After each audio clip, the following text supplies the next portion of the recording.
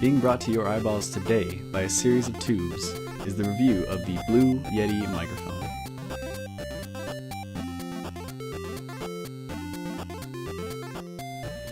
So before we get started, I just want to say a few things about this review. Number one, it's going to be pretty informal. I don't have a script or anything. I'm just going to tell you what I like and what I don't like about this microphone after using it just for a few weeks.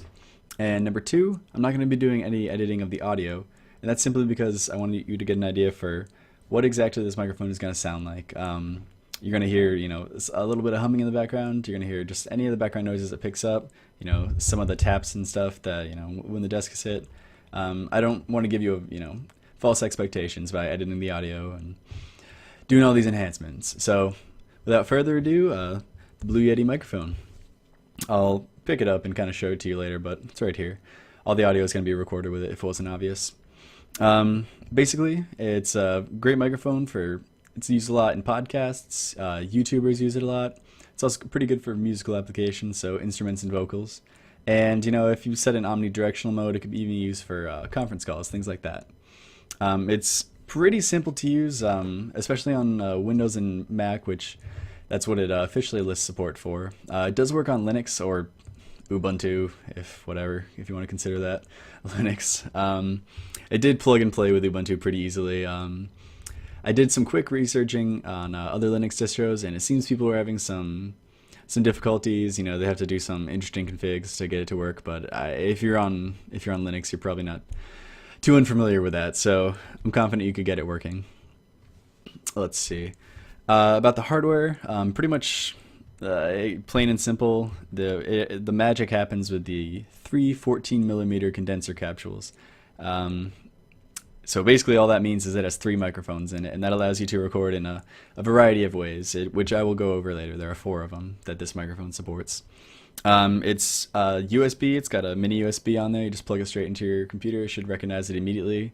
Again, if you're on Windows or Mac or Ubuntu, in my experience.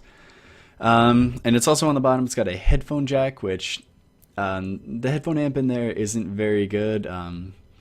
I would recommend, so long as you've got any decent audio hardware, just plug it in, switch your speakers back to your audio card or whatever, what have you. As long as it's better than this, which I don't think a lot of things would be worse than this. Anyways, so I'm just gonna pick it up now. Hopefully there won't be too much in terms of bumping noises. But I just want to point out a few things on it, like what it actually looks like. Sorry if my voice gets a little wonky. So, it looks pretty good, wouldn't you say? Let's see. Just look at myself here. Obviously, the volume knob, if you've got your headphones plugged into the bottom, and you got the mute button. I do not feel really great about the mute button. You press it sometimes and it doesn't even register. I'll show you that now. Yeah, you can see there. It took me a few tries to get it back on. It's not that big of a deal. Honestly, I don't mute it all that often, but something worth noting. Let's see. By the way, this is pretty heavy. The official specs, which I'll show you in just a second, they list it at 1.2 pounds, just the microphone, and the stand that comes with it is an additional 2.2 pounds, so pretty hefty. On the back, not too much to talk about. Ooh, that's very bright. Well, hey, that's better. We got a gain knob right here. You can see mine is pretty low, almost at minimum. And these are the modes right here. I don't think you have a very good shot of that, so I'll just do like an aside picture and tell you about all that. The only other thing to talk about, my voice probably sounds awful, I'm sorry. The only other thing to talk about is on the bottom. It's pretty simple. You've got just the mini USB right here and your headphone jack right there, which I'm not using. Alright, so onto the modes I was talking about. Now, because of those 3 microphones in it, it allows the microphone to record in 4 different modes.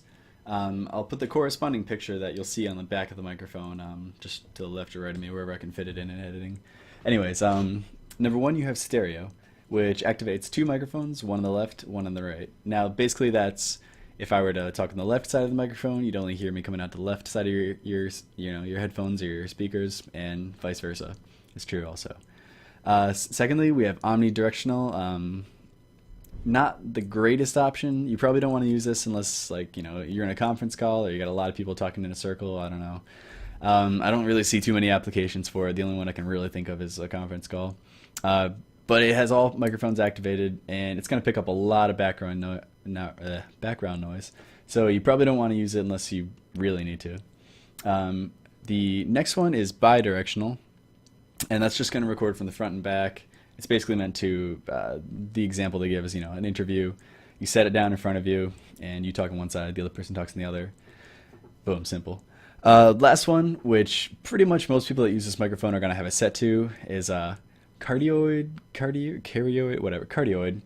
And basically that's just going to record sounds coming from right in front of the microphone. That's what I've got it set to now. That's really what I recommend. If you're using this in a similar setting like me, you probably just want to have it set on cardioid. Pretty low gain. I have mine almost set to minimum, and it seems to be working pretty well.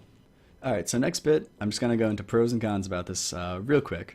Pros. I am overall happy with the sound quality.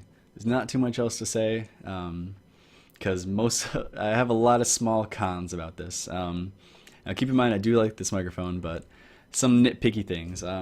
First of all, the mount, as sexy as it is, it's definitely what is it? For a function or form over function, whatever. I don't know. It looks better than it actually performs. It doesn't do very well to mute any of the vibrations. I mean, hey, it looks nice though. I can't really knock it too hard. Secondly, the headphone amp on it, I don't know who's really going to use it. It seems useless to me. Maybe if you have like an older laptop or one that has just bad audio hardware, you might get by with this and it might be a little bit better. Who knows? Another one, the buttons on it. The back dials are fine, but the mute button especially and the volume dial, I found kind of not the highest quality. The mute button, like I showed you, it takes a few tries to actually get it to click sometimes. Not the biggest fan of that, and the volume button just feels cheap. Supposedly, these are a lot higher quality on the Yeti Pro, which I think is about $180 American USD. So I don't think that's worth it, just to get some nicer buttons, but regardless. And lastly, this is again just kind of rumors. I've heard that a lot of universal shock mounts, because this is so large around, a lot of universal shock mounts do not fit this. So you're going to have to get the proprietary blue one, which is obviously just, trying to get you to spend more money on blue products. Good thing, bad thing, I don't know. I've heard it's overpriced too. If I can find the price of that, I'll link it right here, an annotation or whatever. So last section I want to do on this is just ways to improve the sound quality for your Blue Yeti. Some of these include, I'm just going to list them off real quick. Definitely process your sound separately. So if you can, record and slap it into Audacity is the first one that comes to mind. It's free and open source. You can use that to remove background noise. Add some bass to make your voice a little bit more palatable. Especially if you're doing podcasts, you don't want a really trebly voice. That gets like nails on chalkboard after a while. You could look into a shock mount. You probably have to get the proprietary one, like I said with the blue, or you could get some kind of arm for it. That would definitely help.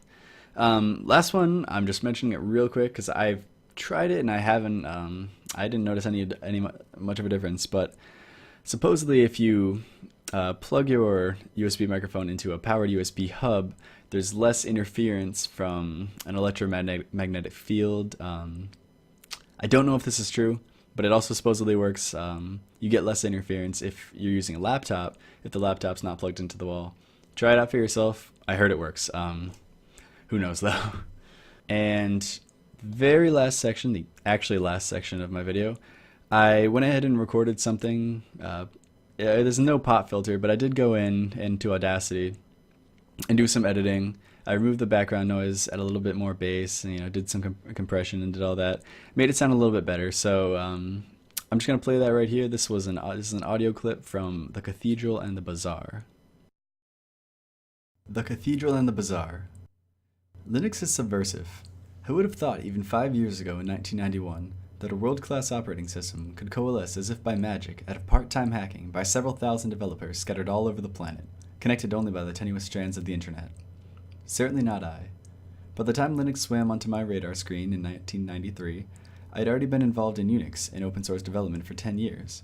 I I was one of the first GNU contributors in the mid-1980s. I had released a good deal of open source software onto the net, developing or co-developing several programs that are still in wide use today. I thought I knew how it was done. Alright, so that's it. Like I said, overall I'm happy with the microphone.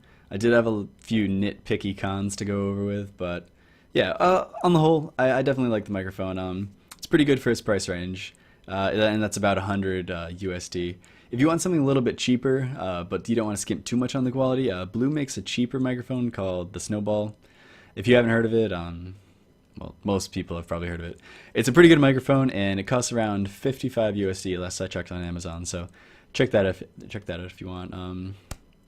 But yeah, I don't think there was anything else left for me to mention. If you have any other questions about the microphone, post them down below. You know, if you like our stuff, subscribe. It'd be cool. Like us, you know, whatever. Do all that YouTube interaction stuff, and we'd be very grateful for it. But if there's nothing else, yeah, Deadbeat Dev signing off.